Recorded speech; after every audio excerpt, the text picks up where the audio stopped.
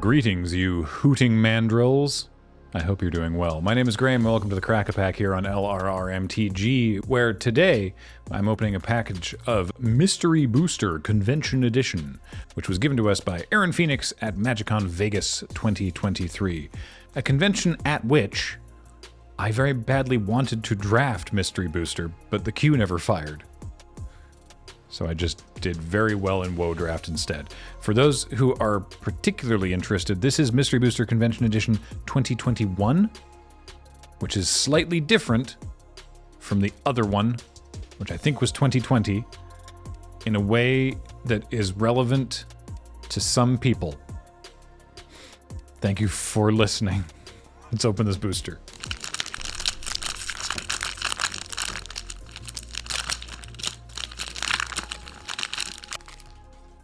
Surprisingly difficult. Now, if you recall, you may not recall, you may not even have known the first time. So either you are recalling or just now learning that the collation for the 10 commons in Mystery Boosters is every color gets 2 cards, and then the pack moves on. So there's plenty of, because there's thousands of cards in this pool of Mystery Booster. It's a blast to draft. So that's why we're going to see white, white, blue, blue, black, black, etc. for the first 10 commons. Isn't that interesting? Yes, it is, Graham. Thank you for sharing that with us. You're very welcome. Eyes in the Skies is our first card.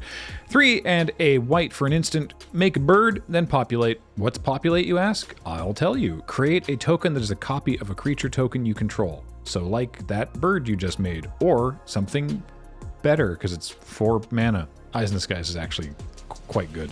Cartouche of Solidarity, windmilling around from Ravnica to Amonkhet. Single white mana for a creature enchantment. It's an aura cartouche. Enchant creature you control. When Cartouche of Solidarity enters the battlefield, you make a 1/1 white warrior token with vigilance, and the enchanted creature gets +1/+1 and first strike. I did like those. Thematically, following from Amonkhet back to Ravnica for War of the Spark specifically, it's Crush Descent, 3 and a blue for an instant, counter target spell unless its controller pays 2, and whether they paid the 2 or not, you also amass 2, which of course is make a, well actually this would have been errated by now. This is now amass zombies 2, where you make a zombie army if you don't already have an army, and then you put 2 +1/+1 counters on it. And if you do have an army, say an army of orcs, now it's an orc zombie army. I just think it's neat.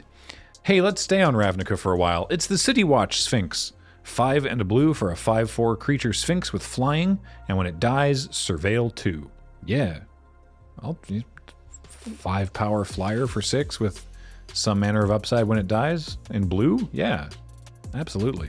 I can't guarantee that I'm going to be able to keep knowing what planes these are on. So far, it's only been Ravnica with 1 on Amonkhet. I'm just going to put that out there right now. For example, the plane of Magic 20. We have Murder. Good old, potentially first pickable Murder. 1 black, black for an instant, destroy target creature. Neat. Big fan of Murder. Don't use that out of context. Now, horrifyingly, on Kamigawa, we have Scuttling Death. 4 and a black for a 4/2 spirit.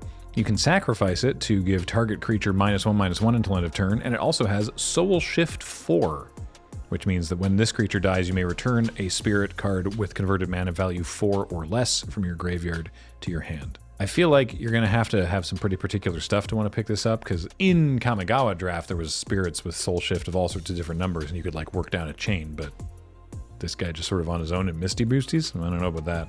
Didn't like Kamigawa, we're going back to Ravnica. It's Maximize Velocity. Single red mana for a sorcery, target creature gets +1/+1 and haste until end of turn, and it has Jumpstart, which means you can cast it a second time from your graveyard by paying its mana cost and discarding a card. Sure. Fire Elemental, I think we can just sort of say Dominaria. It hits 3 red for a 5/4 elemental, and I hope you're happy with that, because that's all the rules you get. It's Fire Elemental. Deal with it. Ooh, over on Lorwyn, we've got Wren's Run Vanquisher. 1 and a green for a 3/3 elf warrior. As an additional cost to play Wren's Run Vanquisher, reveal an elf card from your hand or pay 3, and it has Death Touch. So it's a 3/3 Death Touch for 5, or it's a 3/3 Death Touch for 2 if you go, also I have this elf. So pretty sweet. And I've said this before, I believe on this very show, but I love that for the mystery boosters, the cards they reprint, they always pick the most obscure version of it. This one's from one of the dual decks, is Elves versus something. I don't know which one, but it's got a expansion symbol that I do not recognize. So I'm pretty sure it's one of the dual decks. Hey, another elf. Maybe you can wheel it. It's Greenwood Sentinel, 1 and a green for a 2/2 elf scout with vigilance. And yeah, that's it. I also don't know where this elf is from. So there you go. You've stumped me. I'll just say Dominaria and, you know, hope that, I don't know. Maybe it's sort of Zendikar-y. Greenwood.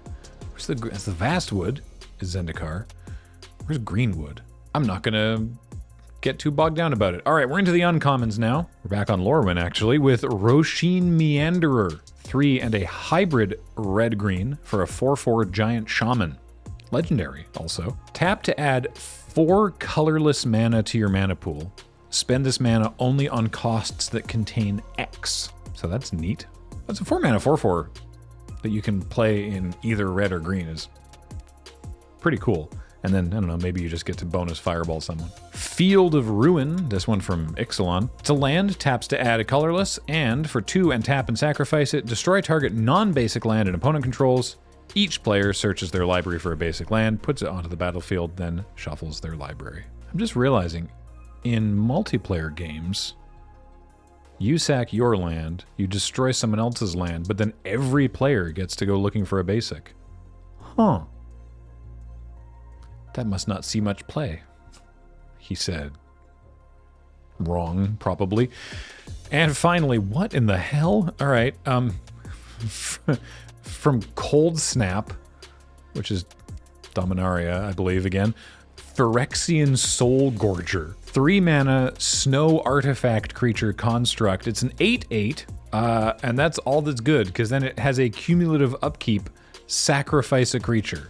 Cumulative. So at the beginning of your upkeep, you put an age counter on this permanent, then sacrifice it unless you pay its upkeep cost for each age counter on it. So you play it, it can't attack. On your next turn, you have to sack a creature, and then you can attack with this 8/8. Then on your next turn, you have to sacrifice 2 creatures. That card's not good. Oh, we have another rare. We have another rare before the playtest card, and it's much better. It's Liliana, Death's Majesty. Woo-wee! Back to Amonkhet. 3 black for a 5 loyalty planeswalker. +1, create a 2/2 black zombie creature token and mill yourself for 2. -3, return a creature card from your graveyard to the battlefield. That creature is a black zombie in addition to its other colors and types. And -7, destroy all non-zombie creatures. I do love the image of Liliana absolutely unbothered in her lane, surrounded by zombies, just thriving. It's great. And finally, the hilarious playtest card, we've got Blood Poet. 2 and a black for a 3/2 vampire cleric with Spark. Activate Spark abilities by spending or giving yourself Spark counters. Activate only 1 Spark ability per turn and only as a sorcery. Oh, so it's like you are the planeswalker, like they used to say in the instruction books. So +1, so you give yourself a Spark to give the Blood Poet lifelink until end of turn.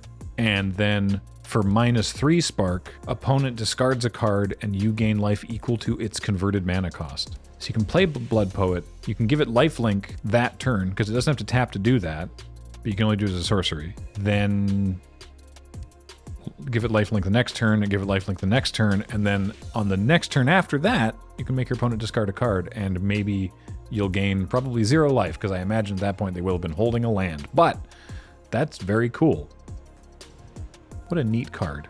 If I were drafting this, I would be first picking Liliana, Death's Majesty. If I were money drafting it, I'd be sad because the whole pack is worth $3.90. And the highest one there is the Phyrexian Soul Gorger for some reason that I refuse to learn. But hey, it's tons of fun. The mystery boosters are great. And we'll say Blood Poet is on, we'll say Innistrad. We'll just decide that. Makes sense that it could be on Innistrad, sure. A lot of cool vampires. It's the Blood Poet, right? We got Blood Artist. This is the Blood Poet. They're probably neighbors.